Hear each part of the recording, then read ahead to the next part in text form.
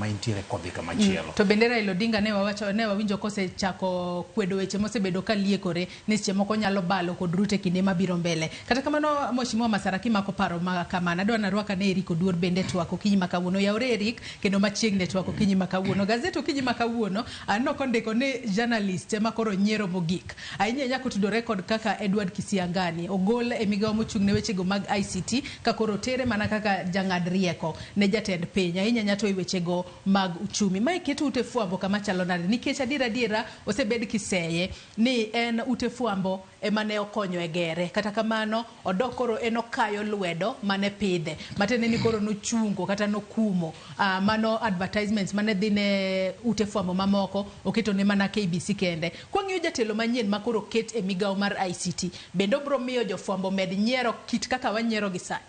Erokamano Joyce kendo amoso nyikwara mogini oyawore kinyi makawuono ni kendo machiegni ure twak. Joyce, tij fwambo en tich mwatiyo ne oganda nikech watime for the common good of the society.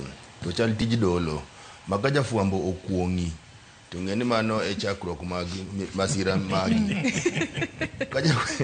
Nikech kata kopogore kod mano the standard emosebedo ka goyo kopogore kod enemy of the press kauno giketo condemn tyrant. Chieno kiany. King'iyo kaka Professor Kisiangani no osebedo ka dongre ka nochako kaka ne en japuonje mbalariany Kenyatta University nyaka kamo chope en ng'amo ger gi ute fwambo. Kodonjo kanyo to donjo to chao lweny gi ute fwambo to wakwere nikech kidonjo kaka jatelo mar migawo kamora mora to nyaka engage stakeholders miyudo kanyo mondo ukonyre paro une kaka unyalo tayo migawo. Endo odonjo to kodonjo ni ito gimochako en yawo lweny gi ute fwambo. To no wakwero da gi winjo makata mana nyoro no ema nyoro ne wadhi e court ba court bende nyoro ng'ado ni gik mosebedo kotimogo ok gin olure gi chik.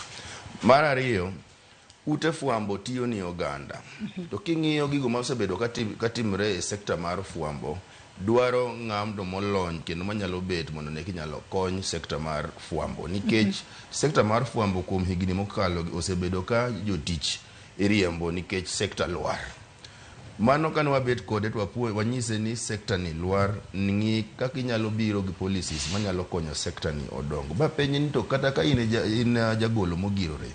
Sami bed gi jagoro moko ionge wich kuot ni sekta ni ema ji riembo higa ka higa nikech sekta podho to gimitimo to onge. Koro wan gi geno ni jagoro mogirore makoro dhi donjo ni.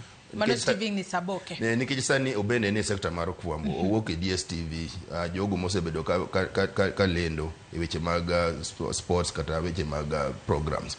Wan gi geno ni obo winjo wach mondo obendo biye gi policies manyalo konyo ute fwambo mondo ute fwambo dhi ka dongo nikech ka sekta mar fwambo olwar to mano o affect sectors duto te. Okweni sectors mar fwambo ni kende ema experience challenges ten ni e sectors duto.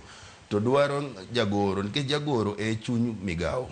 Ka yudo jagoro maniende class kaka professor ncho niende class tiyudo akoro sector dok piny. To kiyudo jagoro ma wiye bith tiyudo ka sector dongo. Koro wan gi geno ni kwa yudo jagoro ka jagoro madwa donjo ni wiye bith kendo en gi paro mar konyo sector. To wadhi neno ka sector mar fwambo dhi mbele.